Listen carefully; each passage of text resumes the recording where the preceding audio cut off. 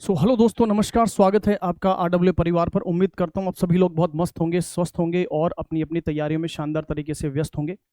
दोस्तों, एक जो है रिक्रूटमेंट निकल के आया है एपीपीएससी यानी Arunachal Pradesh public service commission में जूनियर इंजीनियर का, और टोटल नंबर ऑफ जो पोस्ट है वो रहेंगी आपके पास 413। ये कॉमन रिक्रूटमेंट है। क्या जो है वो एलिजिबिलिटी क्राइटेरिया है, कौन सी ब्रांच के लिए कितनी वैकेंसी है, और इसकी जो फॉर्म डेट है वो कब से स्टार्ट हो रही है, और एग्जाम डेट वो कब होगी, और क्या इसका पैटर्न रहेगा, जानते हैं इसके बारे में। अगर हम बात करें तो ये जो है Arunachal Pradesh public service commission Itanagar की तरफ से ये एडवर्टीजमेंट निकल के आया है, और ये एडवर्टीजमेंट जो है वो जूनियर इंजीनियर का एक कॉमन रिक्रूटमेंट एग्जामिनेशन है जो 2025 यानी आपके पास कल की डेट में जो है वो ये आया हुआ है। ठीक है, इसमें इन्होंने जो है नंबर ऑफ वैकेंसी जो दी है, सबसे पहले अगर मैं पे लेवल की बात करूं तो ये पे मैट्रिक्स लेवल 6 की जो है वो जॉब रहेगी। 35,400 से 1,12,400 आपका जो है वो पे स्केल रहने वाला है। नॉन गेजेटेड जो है वो पोस्ट है। इसमें अगर टोटल नंबर ऑफ पोस्ट की हम बात करें तो देखो, सिविल में पीडब्ल्यूडी डिपार्टमेंट में जो टोटल नंबर ऑफ पोस्ट है वो आपके पास 112 है। इसके अलावा अगर हम बात कर लें junior engineer civil rural works department में आपके पास 15 नंबर ऑफ वैकेंसी है।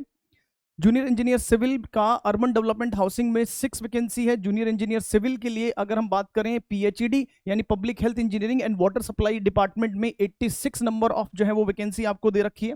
इसमें अगर हम बात करें तो जूनियर इंजीनियर मैकेनिकल और इलेक्ट्रिकल की एक पोस्ट है। यस ना। आगे बढ़ते हैं। जूनियर इंजीनियर सिविल का वाटर रिसोर्स डिपार्टमेंट में 51 वैकेंसी है। जूनियर इंजीनियर सिविल का हाइड्रो पावर डिपार्टमेंट में 31 वैकेंसी जो है वो यहां पर गिवन है। अगर जूनियर इंजीनियर इलेक्ट्रो और मैकेनिकल की बात करें हाइड्रो पावर डिपार्टमेंट में, तो यहां आपके पास इलेक्ट्रिकल की 19 है, मैकेनिकल की 8 है, कंप्यूटर आईटी की 3 है, इलेक्ट्रॉनिक्स एंड टेलीकम्युनिकेशन की 2 है। तो इस तरह से आपके पास जो है वो डिफरेंट डिफरेंट डिपार्टमेंट्स में डिफरेंट डिफरेंट ब्रांच के लिए जो है वो यहां पर वैकेंसी देखने को मिल रही है। पावर डिपार्टमेंट में अगर हम बात करें तो जूनियर इंजीनियर इलेक्ट्रिकल और मैकेनिकल की आपके पास 44 वैकेंसी जो है वो इलेक्ट्रिकल के लिए है, 18 वैकेंसी मैकेनिकल के लिए है, कंप्यूटर आईटी के लिए 12 है, और इलेक्ट्रॉनिक्स एंड टेली कम्युनिकेशन के लिए 5 वैकेंसी। इस तरह से टोटल नंबर ऑफ पोस्ट जो है वो आपके पास 413 है। ठीक है, अब अगर हम बात कर लें सर तो यहां पर किस तरह से आपको अप्लाई करना है। आपको सबसे पहले तो वन टाइम ओटीआर करना होगा।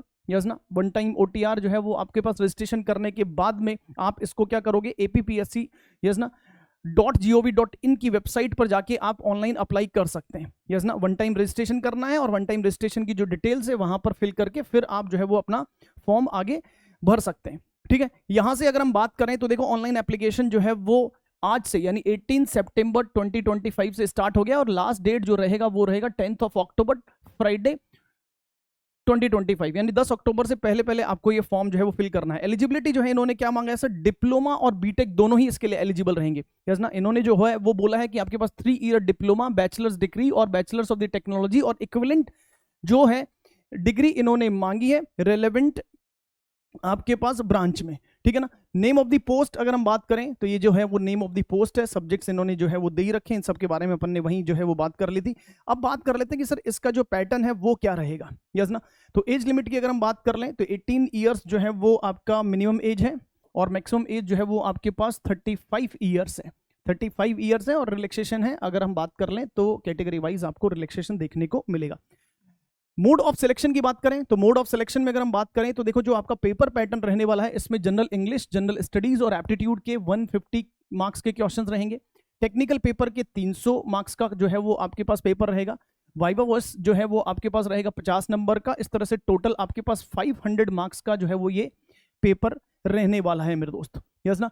तो आपको क्या होगा sir, this is what the paper pattern, ये आपके पास पेपर पैटर्न होगा। और इसमें जो है इन्होंने बोला है कि candidate should not that there will be penalty negative marking of 1/6 for the each wrong answer.